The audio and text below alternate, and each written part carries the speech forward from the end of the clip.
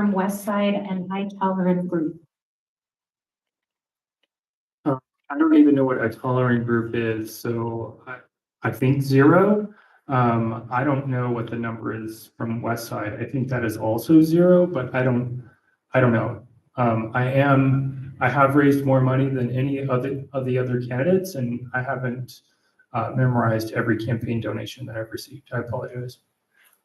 Oh, and I just one other thing about the last question. The Metro District, it is true, there is a Metro District, 25% of the housing is affordable, and none of the Metro District mills apply to any of the affordable housing units. Thank you. Margie, how much in campaign donations have you received from staff and lobbyists from West Side and I Tolerant Group? 0. Although I don't know who I Tolerant Group is, but Tolerant, I'm not aware of it, but I would say 0. It's okay. It's perfect. Sorry, it's hard to read handwriting sometimes, so my apologies. So, Shannon, how much in campaign donations have you received from staff and lobbyists from West Side and Hollering Group? 0. Our average donation is $25. Most of the people that give to our campaign are social workers, baristas, everyday folks. Thanks. Noah, how much in campaign donations have you received from staff and lobbyists from West Side and Hollering Group? Yeah, I'm going to echo my colleagues here. I can't be 100% sure, but I have had no conversations about campaign contributions from either of those groups. And as far as I understand, I have not received any donations from those groups either. I will also say this piece of property that is embattled here, it's a privately owned piece of property. So the idea that the city can just simply acquire it, I think is misleading. And I will also say that the idea of getting a letter of intent for a grocery store for a development that's going to be 10 years in the future, it's going to take a lot of time. I don't think that that's a legitimate criticism of the development plan. City Council is going to be responsible for ensuring that the legally binding developer agreement and community benefit agreement is listened to and is upheld. So I think all those things are still possible. No dollars. Sorry about that, Chris. Hollering Group. Okay. Sorry.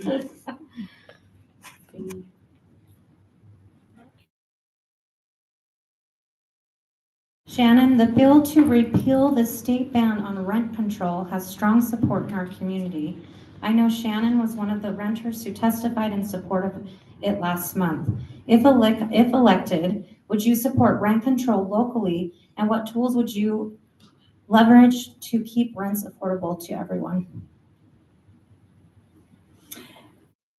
A proponent of rent control. I spoke on it. I'm endorsed by the state rep who is putting forward the bill. There's also a really interesting survey from New Era, Colorado, of young people across the state of Colorado that have said that they really want and need rent control. One thing that I try to keep talking about with folks is that there is sort of I think some fear around that there will just be like one particular price and that will be the cap on that. And I think that we can look at different tools, which look at market factors, right? That look at, okay, this is how much people are getting an increase in wages. This is the kind of like inflation that we're seeing, and we cannot see rent go beyond that, or else it becomes untenable for people to stay in their homes. There was recently a survey of folks from House Keys Action Network Denver, and those folks that were interviewed are all unhoused and all said that they could pay rent, but they need their rent to be less than $1,000 a month. So, you know, I think we need to see units that allow people to stay in those spaces. One other tool that we can use to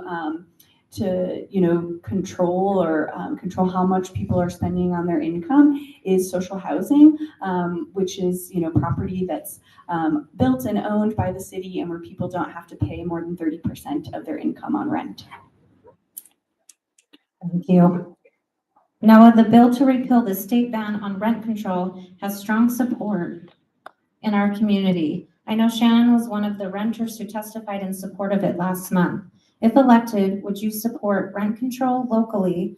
And what tools would you leverage to keep rent affordable to everyone? Yeah, it's a really important question. I'm really interested in rent stabilization.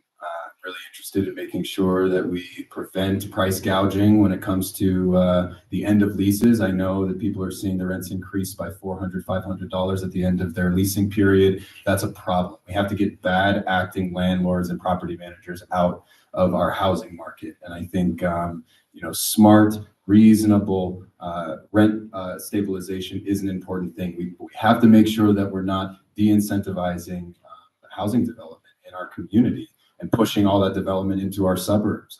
We know that our municipality will have control here, but what about Lakewood? What about Arvada? What about Westminster?